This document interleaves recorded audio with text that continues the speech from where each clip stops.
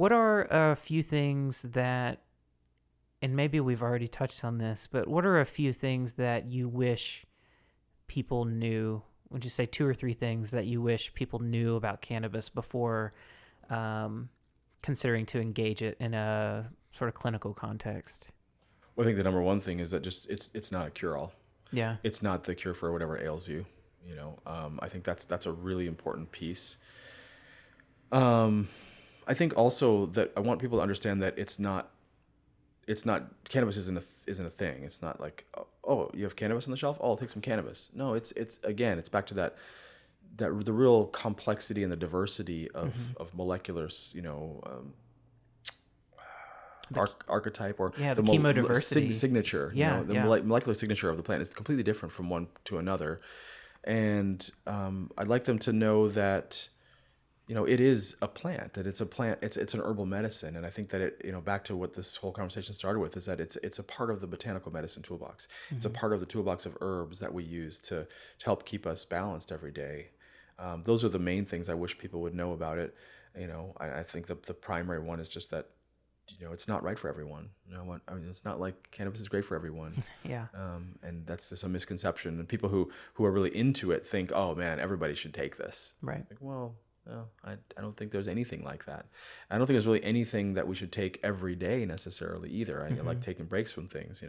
One of those things from Chinese medicine is ginseng, right? Panax ginseng, ren shen, man's root. That was like an incredible boon to be able to take if you're a man from age 35 on. You could take it every day. And the energy that it provides to the body, the materials that help direct physiology and help you stay anabolic, right? Help you restore and rebuild yourself. Right. It's, we prove it out now. We see there's all these ginsenosides inside there that help actually, change physiology and will help you probably live a little longer if you do that. But with cannabis, I think, again, I want people to think of it in terms of using it in the sense of what do you want to achieve from it? What do you want it to give you? I'm looking for help with sleep, for example. Yeah. And CBD is readily available, but I don't know that CBD is the right thing for everybody. Some people could really use a plant that has more THC in it. People could use a plant that has a different terpene profile. And so, there's a lot of unknowns out there. I think one of the things about plants too that's really fascinating to me is just that, the main thing that people come at me with is, oh, well, there's no data to support the use of that plant. There's no data to say that plant is helpful in a patient with cancer. Well, okay, there's very little data within that efficacy model that we've been talking about. Yeah. Why is there no data? It's hard to control. No, there's no profit. Oh, right. Yeah. There's not a financial motivation to do that work. And I mean, you can't patent cannabis as it in its herbal. You can't form. patent ginseng. Right. Yeah, exactly. People try, it's like as soon as people have an idea, somebody says, God, I've seen this plant or this formula works so well in so many patients for these conditions. Man, we got to study it. As soon as it goes into that realm of, okay, what do we need now? Well, I mean, it's pretty scary what needs to happen to get a drug. Yeah, we're talking about hundreds of millions, if not into the billions of dollars. Right. Sometimes, $250,000 just to do a phase 0 trial, just to determine some basic things so you can move into phase 1. An observational study. Yeah, just really, really simple stuff. So it takes hundreds of millions, billions of dollars to make it through the drug approval process in the models that we have now. And going back to what you said, like with the data being available, it's like, well, what do you consider data? And how do you evaluate the quality of information? And, something in the Curious About Cannabis book that I put in one of the later chapters is the different forms of clinical data that exist, all the way from anecdotal reports all the way to, phase 4 clinical trials and, that are placebo controlled, double blind and all of that. And, there are varying degrees of quality and types of information you can extract from those different sources of information. And I think one thing that I didn't communicate very well that I'm working on in the next edition is that even though anecdotal evidence is up here in like the lower quality realm of clinical research and evidence. data, yeah, of evidence, that doesn't mean that it has no value or any place, or that you can't extract any wisdom from that information. It's just, it gets into really technical things about how confidently can you make uh, correlation and causation statements from the data you have. And as long as you have a little bit of humility and are a little careful about the assumptions that you're making from when you're looking at data, anecdotal reports, case studies, observational studies, those can be super valuable to understand what might be going on and everything like that. It's just on a statistical level and on a technical level, you just can't necessarily make causation statements or claims about that. And even these really sophisticated control models, the claims that you can actually make are not as wide as what get marketed from them. Something we were talking about before we started this podcast recording, we were talking about resveratrol and research going on with that, and how it's hard to take hyper-controlled research that might indicate a certain outcome and expand that to true human clinical settings. What do you do with that information? It's hard. It still only gives you a broad sense of what might happen in a clinical setting, but really the only causal data that it tells you is that in this circumstance, given these parameters, controlling these variables, this outcome will happen. And that's important, but it's important to understand that that's really all it's telling you. And the wisdom that clinicians gain from how to use medicines broadly ultimately comes from what they see and what they experience, and what they're seeing in broader data sets that are looking at huge populations and showing generalized outcomes and stuff like that. That, those studies that are hyper-focused, they're important, but they have their own limited utility. Even though they're very high quality research studies. And so that's just a nuance that... I always think of like the night sky. Like I'm looking up at the sky at night and I'm looking at all the stars up there. Like, wow, there's so many stars. But if I switch my view from positive to negative, I see, whoa, there's a lot of space out there. Yeah. And I start thinking of like each research study is like a star. Right, yeah. And we're trying to interpret the sky. Right. And how do we extrapolate from the data coming from one star to the blackness between the stars I can see, which is the majority of the sky? Right. It's very hard. Yep. And one of the funny little anecdotes that I've heard is that, you're walking down the street at night and there's a guy and he's out there and he's under the spotlight and he's looking around on the ground and you're like, hey, what are you doing out here? Oh, I'm looking for my keys. Mm-hmm. Oh yeah. Oh, well, where'd you lose them? Oh, I lost them over there up the block. Well, why are you looking over here? Well, because the light's good over here, right?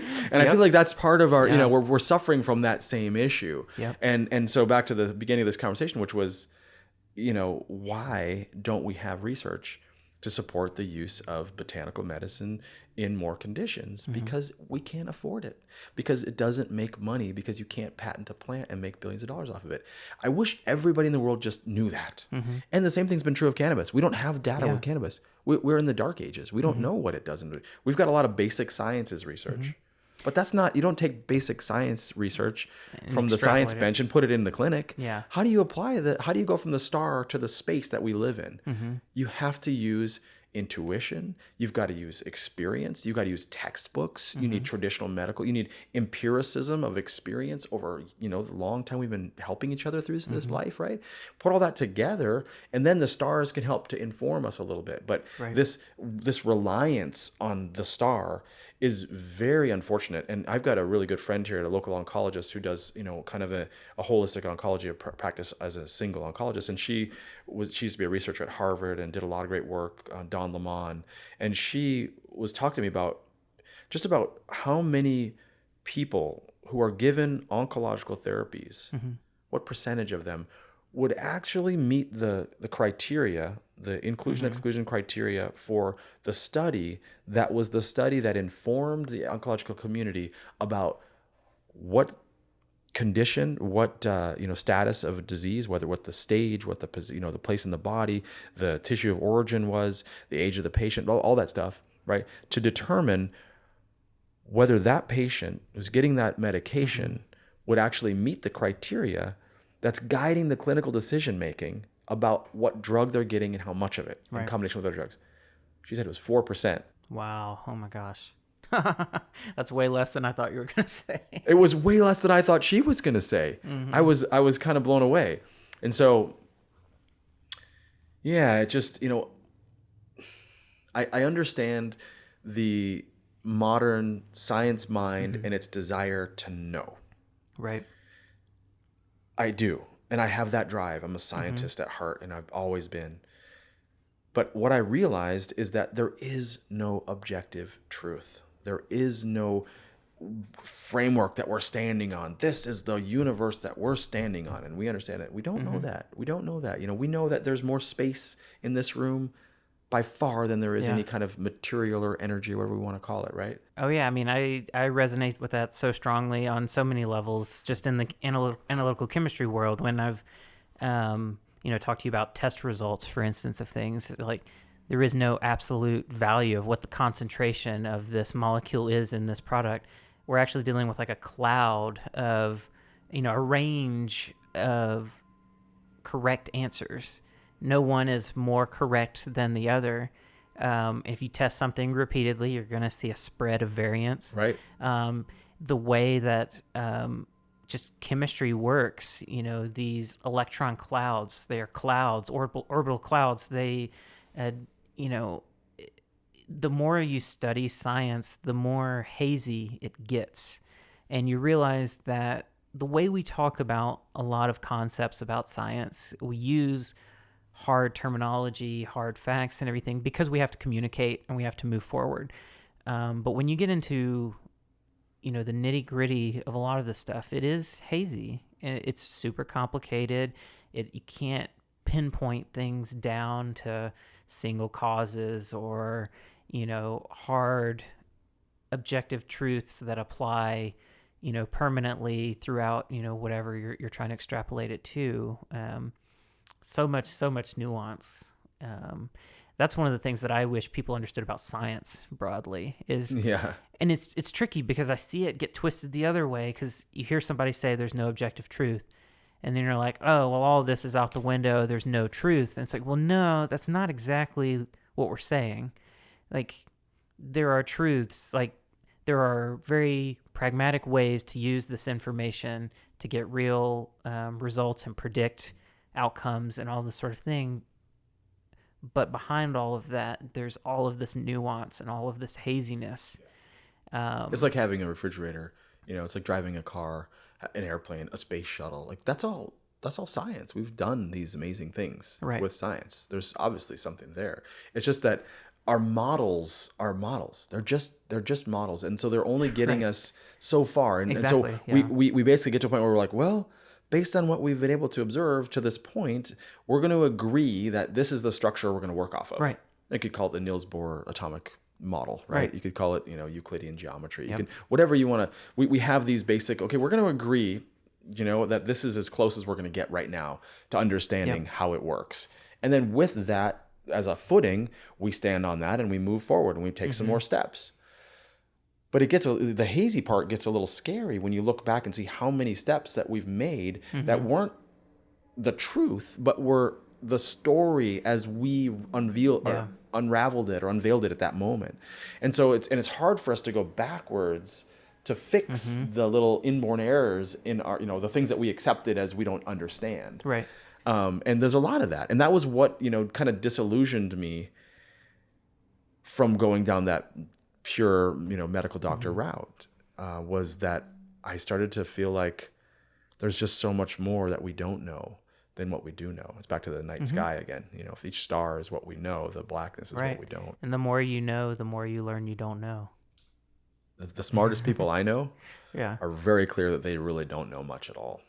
Yep. And I feel like as I get older and get more experience, I learn more. I get more and more comfortable with the fact that I really don't know what's going on here. Yep. I think that's an important piece of wisdom to to extract is it's like a maturation process to get comfortable with that, with what you don't know, getting comfortable in the silence. That sort of meditation concept of being comfortable sitting in the nothing and not letting that overwhelm you, or just recognizing that that's where we are. And it reminds me of, when you're traveling in a foreign country and you're trying to find something. And this is, of course, I'm thinking 20 years ago, before we had, any kind of cellular mapping, GPS system or whatever, Yeah, right. And you're just out there in the world, and you go to somebody and you're like, hey, I'm looking for the library. Right. And they're like, they don't really know where it is, but they're like, oh, they really want to help you. Mm-hmm. Yeah. It's really cool to help somebody and to know something. So you want to know. So then they, instead of saying, oh, I don't really know where the library is.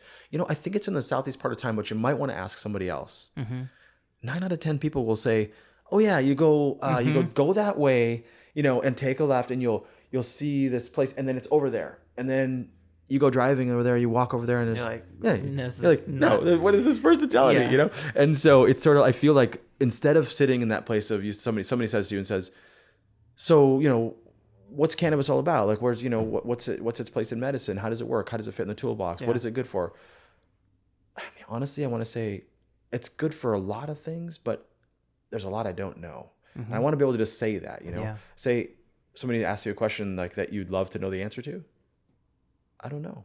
Yeah. And be comfortable with that statement. Right, yeah. It's so much more somehow ingrained culturally in me to want to have the answer. It's in all of us. I mean, I love, the physicist, or really science educator, Richard Feynman. He summarized this really well.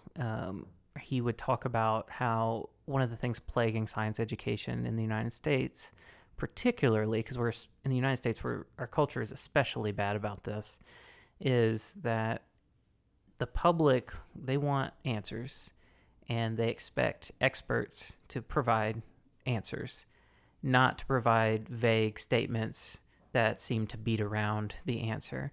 And so the way he described it is that people want answers. They don't want people that get at answers. And unfortunately, what science, in a deep way, teaches you is that you can only get at answers. It's really difficult to actually get to the hard answer. You can approach the answer. You can get around it. You can wrap your head around understanding the problem a lot better and what's influencing that and everything. But finding true hard answers to a lot of problems is much more difficult and sometimes impossible.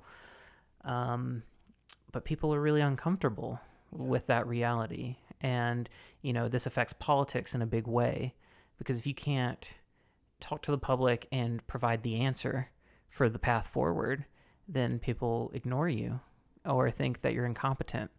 And some of the smartest people are not willing to give hard answers because they understand that complexity